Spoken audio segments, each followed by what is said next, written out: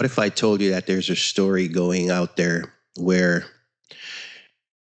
a goose and her goslings created a road rage situation? What if I told you that there is an actual story going around where a goose and her goslings created a road rage situation? And you would say absurd. And I would say, indeed. Welcome to the absurdity. Hey guys, Warren here. Welcome back. If you're new here, welcome. Thanks for stopping by. And if you're coming back, welcome back. Today I want to talk about the absurdity of overreaction and why we're in a hurry. And that person who probably started that road rage was probably in no greater hurry or in no actual hurry to go somewhere relevant. An upsized McDonald meal for the 2 minutes it probably took the goose to cross the street was not going to stop you from getting your upsized, unhealthy, mind you, fast food meal. I won't pick on any one place. But what is your problem, really? I mean, calling that an overreaction is an understatement, okay? Because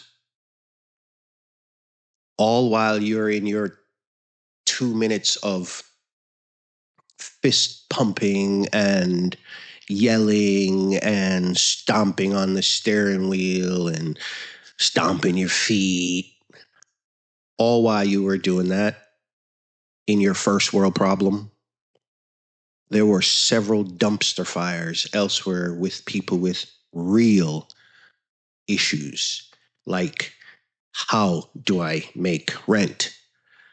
How do I feed my children? How do I feed myself? Where am I sleeping tonight? Real world problems. And you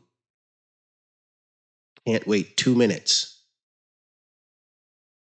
for a goose and her goslings to cross the street. I'm not angry. I'm not angry. I'm just tired. I mean, and I don't know about you, but I am. I'm tired of us in our hurry to get to nowhere, really, and the relative insignificance of the things that we think we're in a hurry for. Because if it's to pick up your kids from school, and I did another episode on hurrying and pausing and just stopping with some empathy and thinking. I did another one. But if it's to go grab your kid from school, would you rather kill a kid on the way to doing that? Or anyone else? Because you didn't stay in your lane on that left turn. You know, you just drifted over in the right lane because you do it so often and it's gotten away with it. All the little things we do, all our overreactions and our hurry to go to and to do all these insignificant things with our first world problems. I don't know. I'm just, like I said, I'm not angry. I'm just tired. I sometimes don't understand why or how we get to the places we get to as humans and how we treat each other in these mindless regards when it's all said and done. Mindless regards, because if I asked you honestly, if the 2 minutes that you had to wait for the animals to cross the road, if it really stopped you from accomplishing whatever it was you were in a hurry for, if you were an honest broker, you would say no. is it really didn't. It never does, right? If you're already late for work, you're late for work. If the boss is not an emotional, intelligent human being and understands that your lateness isn't of your own doing, if it isn't, and wants to write you up, fire you, I get it. I get it. But like I asked, is it worth another life to get there? Is it really worth it? Is this boss of yours really worth it? And I know I'm asking a lot of rhetorical questions and questions within questions, but I was just thinking about it because from the speeding to the overreaction and impatience, when our issues, I would argue, are probably first world problems. While there are many other dumpster fires burning, and I don't even have to go international for examples, right here in good old USA. Yeah, right here in the good old USA. There are dumpster fires every day where people have to figure out what's next, meaningful what's next, not hurry up, goose. I and then within that, honestly, and this might seem a little superficial, but where is the empathy for the animals? I mean, really, if you were the vehicle that stopped and backed up everyone, I'll ask you this again, honest broker, would you have ran over the goose and her goslings, or would you have stopped? And I'm going to go out on a limb and say you would have stopped. The problem with us and our overreaction and being in a hurry is that we can't even explain why we do the things we do, because I will challenge you that unless you're just twisted and wired differently, if you were just having a bad day, you just didn't want to be inconvenienced for the 2 minutes, but you were the vehicle that first saw them, I guarantee you that at minimum, if they hadn't entered the roadway, you would have sped up to not have to stop. But I would go even further and challenge you and says, as a human being, you would have stopped if they were already in your roadway. If not for the goose, for the goslings. So we don't even know. We don't even know why the 2 minutes was an issue to begin with, because go think about that. Tell me about it in the comments. But I would 9 out of 10 of you, if I asked honestly, if you were the first vehicle, would you have stopped? And I'm going to go out on a limb and said you would have stopped. You would have stopped if not for the goose, for the goslings. So you don't even know why you're upset.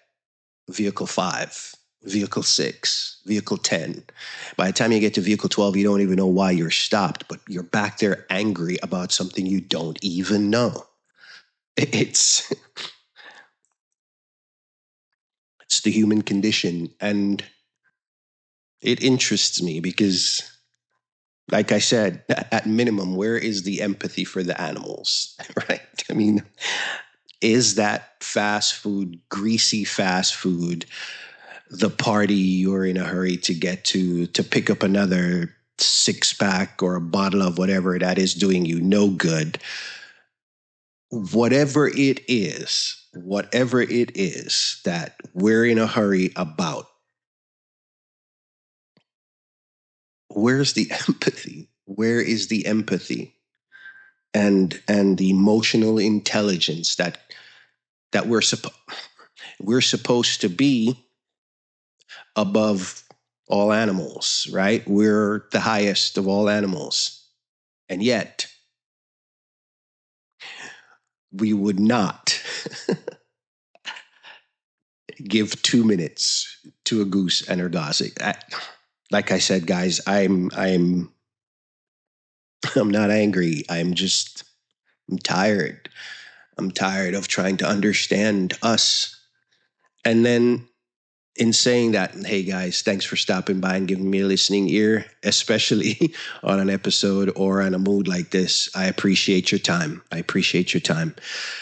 But where is the patience and understanding? Patience and understanding, the same patience and understanding that we would want to be bestowed on us, should we be the one that is causing others um, discomfort, causing others to have to wait, causing others to have to put in some extra time for us? Where is the patience and the understanding? Again, I'm just throwing out questions because I don't see a lot of it anymore. And I think I have an idea of an event that I think caused a lot of this. Hang on. Let me get another one. I think COVID had a lot to do with a shift in us. And I also think I know why, all the subsets of it, the politics, religion, medicine, social media, lack of information, false information, misleading information. It runs the gamut. And I know that all those subsets had something to do with it, but on its surface, COVID itself, I think, at first, at first, pulled us closer together. And then there were the nefarious actors who took that a little further, and with, like I said, the monies and getting loans and businesses. But at first, it pulled us closer together as a society. But now I look at pockets, and I'm generalizing. Let me get let me put that disclaimer out there. I'm gravely generalizing, but I'm going to speak for here where I am. It's a small place with a lot of people. And it just seems to me, revisiting, because it's a revisit where I am now. It just seems to me that since COVID, a lot of the love, the aloha is no longer there. And I could be wrong because I don't have anything scientific to back that up. I just remember what it was before. And then now I just look around and ask, what's changed? And except for a couple administrations, nothing really has, except for that major event, and that was COVID. So I don't know. I It's interesting though, that something that initially, like I said, and historically, outbreaks and disasters, 9/11 and events like that bring us closer together. And it does. There is evidence and there is research on that. But with just my observations, I think something happened after COVID. But I digress. But the relative insignificance and the overreaction and the lack of empathy and patience and understanding for the lower animals and each other has got to stop. It really has. It really has. I don't have all the answers, but I think some of what I talked about, with just remembering a little bit of emotional intelligence, putting yourself in someone else's shoes, a little bit of empathy, understanding how they really feel and what they're saying. and then tie that in a nice little bow with just a little bit of presence and patience. And I know all of this stuff sounds superficial, especially to us guys. It's ooey gooey gooey and queasy. But really, at the end of the day, what is our hurry? What is it that we're chasing that 2 minutes to let a goose and her goslings cross the road? Or let's flip that, and it was an old man or an old lady that's crossing, not at a crosswalk, but had made enough visual signals that someone saw them and is allowing them to cross. I'm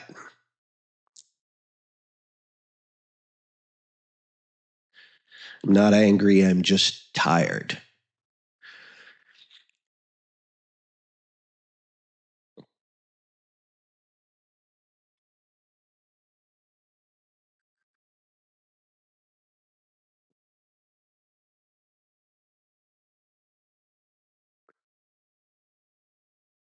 Aren't you? I suspect so.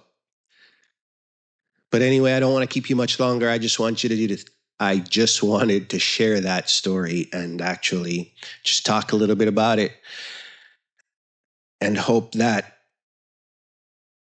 it inspires us to just shift our perspectives just a little bit so that we can see others' realities. All right. And until our next conversation, be good out there, take care of yourselves, and we'll talk again soon.